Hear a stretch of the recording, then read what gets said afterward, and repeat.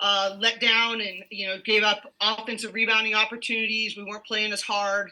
And so, I think there's still room to grow for sure. But I think good first road trip and proud of the way that they've, committed and responded together. One other thing about that is just want to clarify. Thank you, first of all, for being on this call, on this Zoom. The reality of what my comments were after the Ohio State were I have two really passionate agendas in regards to this, and that is I want to be a pioneer of growing the game. Period. I want to really be a part of the surge that's happening, and I want to be a part of telling these amazing stories that these players have. And they're incredible young women as well as amazing basketball players. And the reason I said that, and this is nothing to take away from any men's program at all. I love men's sports just as much as I love women's sports. But if there was a top 5 team all year long and they were playing another ranked team, I don't care what time of year it would be, I think there would be more coverage there. And so I just want to fight for our players getting that same proportionate coverage and exposure that I believe they've earned. And so I hope that comes off as really about gratitude and wanting to further the sport. And that's sort of, I just wanted to put that out there to start. So I'll stop there. We'll start with Ben Bolch. Hi, Ben. Go ahead. Hi there. How are you? There you go. Go ahead. 2 things for you. Just to kind of follow up on what you just said, do you think your comments from the other day have kind of helped open a dialogue about the coverage of women's college basketball based on the responses?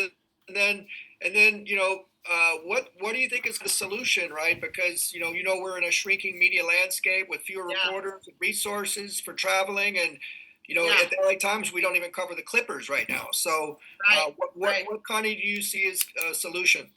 Yeah, no, I appreciate you saying that because I always want to be solution minded. I don't want to be just a complainer.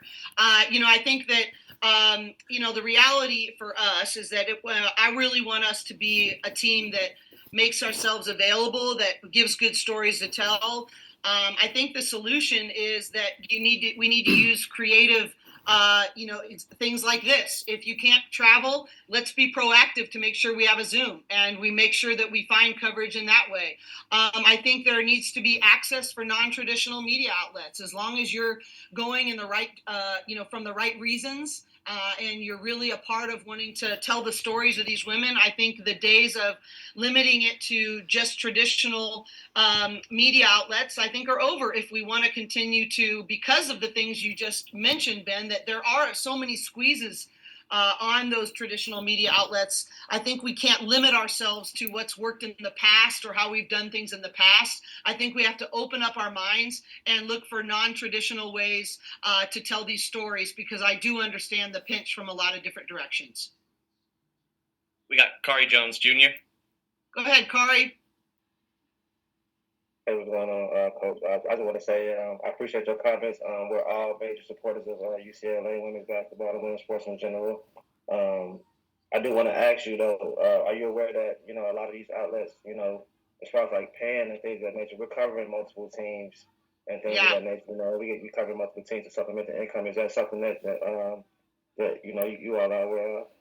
Yeah, I am aware. I'm also aware that sometimes that people haven't gotten credentialed in some situations. And I think we're all adjusting to this new landscape. And I do really want to acknowledge there's people that are sacrificing personally to tell more stories about the women. And so I think it's a group effort, right? And I think it looks different for different people. But I am really aware that, there's a lot of sacrifices being made.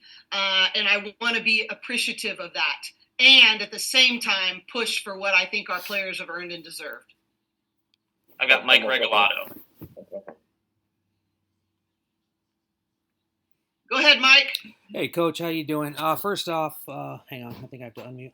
Oh. There we go, unmute. First off, Coach, I just want to say it's been an honor covering you over the last decade or so. The fact that the national media hasn't been on top of this is kind of a travesty, but watching you grow this team has been quite special.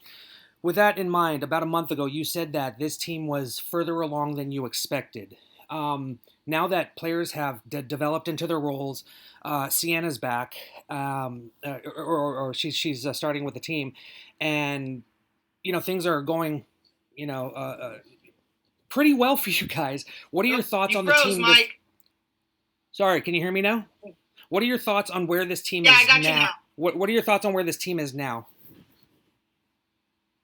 Yeah, I think, I'm really proud of people like Lauren. I think that we're getting really good leadership. I loved Lauren's game today. I thought she showed so much poise and just leadership with our team.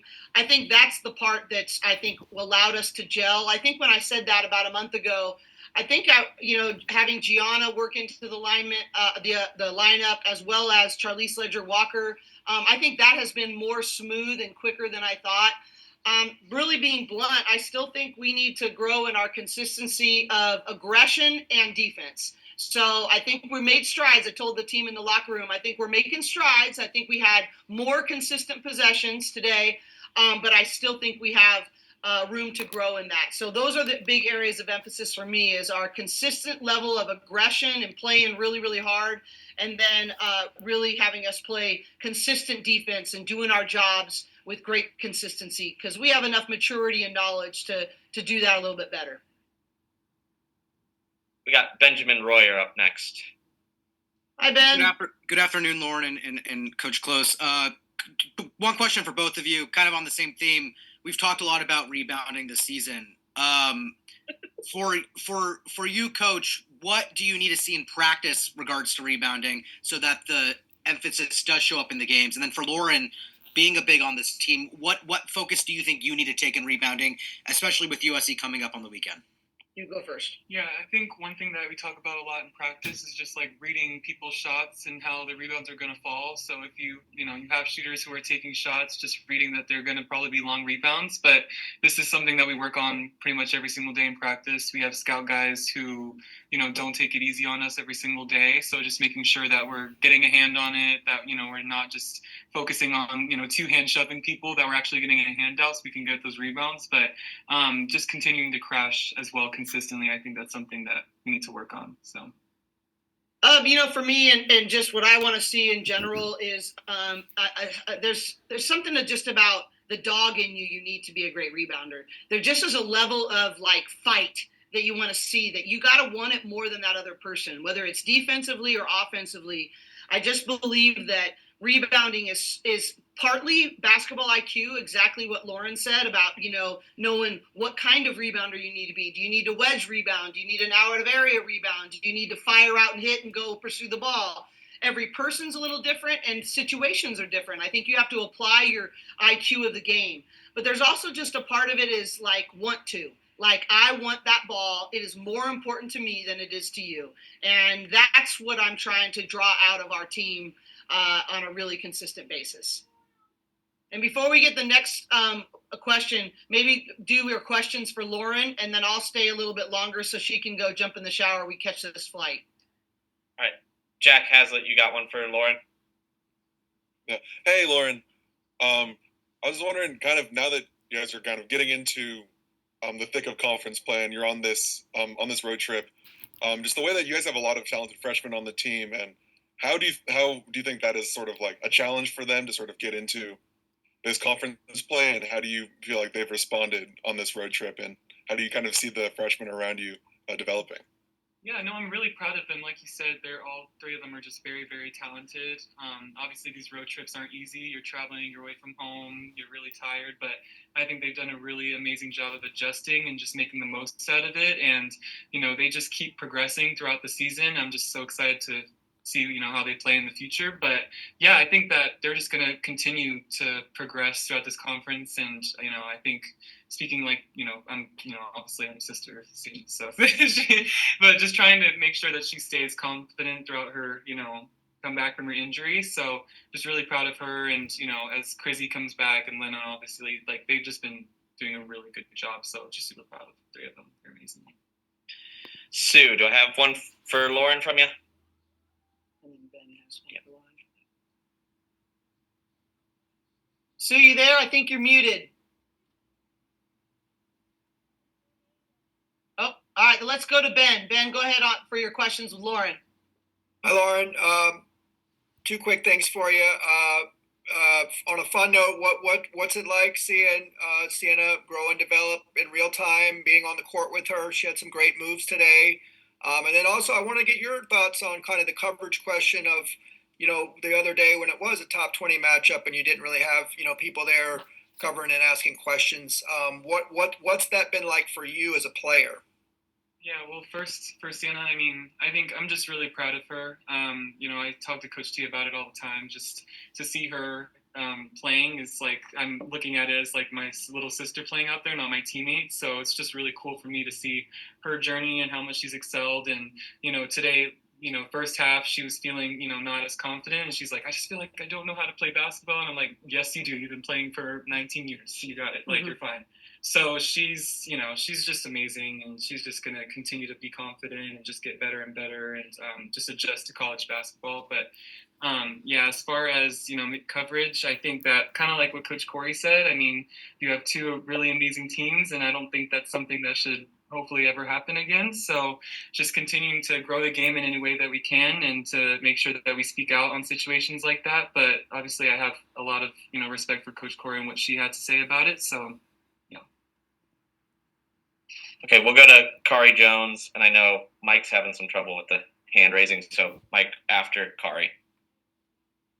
Hey, Lauren, I just wanted to tell you that it's been an honor just covering you, pretty much your whole college career. I do want to ask you, how did staying this extra year help you just see the game overall in general and just get a whole different aspect of just learning how the game, learning the media aspect, and preparing you for the next level? Yeah, well, this, Yeah. Don't try to shove her out the door, Kari. But yeah, go ahead. Yeah. Just what's this year taught you? Yeah, no, I think it's just been really nice. I'm very grateful to finish out my college career at UCLA. This is like I always tell people the best decision I've ever made is coming over here. So, just continuing to get better, and not letting what the future has for me, rush me and my progress. And this process is just making sure that I'm staying present. And yeah, it's just been really special, and I'm just going to continue to grow and enjoy my senior year. So it's most important is just having fun last year. Go ahead, Mike. Lauren, two quick questions. We're seeing some more mid-range jumpers. How is your confidence with that? Right at this time, and also how much easier it seems like it's the game is a little bit easier for you in the paint, especially with 3-point shooting being what it is, especially with Gabriella and Gianna just being huge from outside. Yeah, I mean, it's always easier having shooters on the outside. I mean, it's just kind of, you can't really double team anymore because, I'm always going to be the first person to make sure that I find a shooter, and they continue to do a good job of just creating open shots for them and finding those gaps. But yeah, I think mid-range is something that I've been working on a lot, in practice and, in individual workouts with JC. He's done a really good job helping me with my development and just kind of trying to spread my game in any way that I can. So I'm going to continue to work on that for sure. Mm-hmm. Anything else for Lauren? Can anyone hear me? Yeah, we got you, Sue. Oh my gosh, thanks. Lauren, I know that you had such a strong start today, and it was a pretty intense game last time. How do you feel like, obviously your sister jumping into the mix, and then you have a lot of new players. I know Tamea's supposed to come back at some point here. I know you guys as players hold yourself to a high standard. How did you meet your own standard today as far as meshing and playing to your hardest, as I know is your goal as well as coaches? Yeah, I think it starts with defense, and I think that's something that I try to focus on going into every single game first. So I think that kind of just settles me and doesn't, make me want to like force extra shots or just do anything that I can't do. So just focusing on the scout and taking things away for the other team as much as I can. But yeah, that's something that I've always really tried to hold myself to the highest standard for, is just leading the team defensively. So just continuing to communicate on that. Okay, Joe, do you have one for Lauren? Yes, I do. Lauren, you came back for this year, obviously mostly to play. I'm guessing mostly to play with your sister. But what aspect of your game have you really been working on to develop this year to taking advantage of that extra year that you're here at UCLA? I mean, like, to be clear, like, I was never going to leave, so I'm not next year. I'm actually like a senior. Yeah, but she's a fourth. yeah, year. like a fourth year, guys, not fifth year. But yeah, I think reading double teams is something that I'm just always continuing to work on. Just not letting people rush me in my decision making, because I think now like people have started to make that a lot harder. So just continuing to work on that and just trusting my shot. I work really hard on it every single day. So just trusting that I put in the work, and when they leave me open, I'm just gonna shoot it. So. I would add the other skill that she's really showing is her lateral quickness and how she can switch on guards and keep people in front of her. She's worked really hard on that, and it's been a huge thing. I mean, she is so athletic, and her ability to move her feet and keep people in front has just been huge for allowing us to switch more screens. Jack, you got one last one for Lauren here? I do. Yeah, Lauren, kind of following up on the mid-range question. When you're working on that game, are there any players like at the professional level or historically that you look to sort of emulate in that way when you're working on your mid-range, or is it more like just independently just working on that skill? Yeah, I mean, obviously there's players that I've always looked up to. I actually had the chance to talk to Aaliyah Boston when I was at the training camp for USA, and she spoke to me because, obviously she watches a lot of our games, which is like crazy to me because she's like my idol. So she was telling me, she's like, Lauren, I don't care what happens in the game. If you miss 10 layups, if you're open around that mid-range, shoot the ball. Like, stop being, trust yourself. And so I think to hear it from her, that was really, really cool because she's obviously an amazing post and she's had such a great college career. So to hear it from her was really cool. Okay, thanks, Lauren. Thank you, guys. Yes.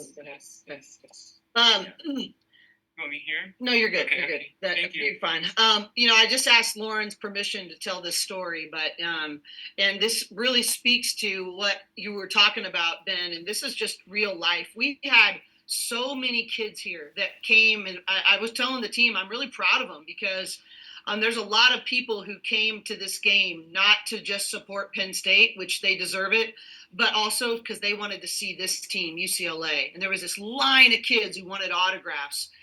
And I can get choked up talking about it. But Lauren, she had tears in her eyes in the locker room. And I'm like, are you okay? And she goes, yeah, I'm okay. It's actually happy tears because this girl came up and said, your article where you shared about your mental health journey saved my life.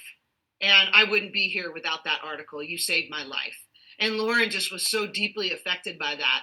And so thankful that Lauren had the courage to tell her story. And I'm so thankful that people in the media came alongside to help her tell that story. And that's obviously an extreme example on that. But it's important. It's important culturally, not just in the sports world of things. And that's just a real-time example about why storytelling of these amazing women are so important.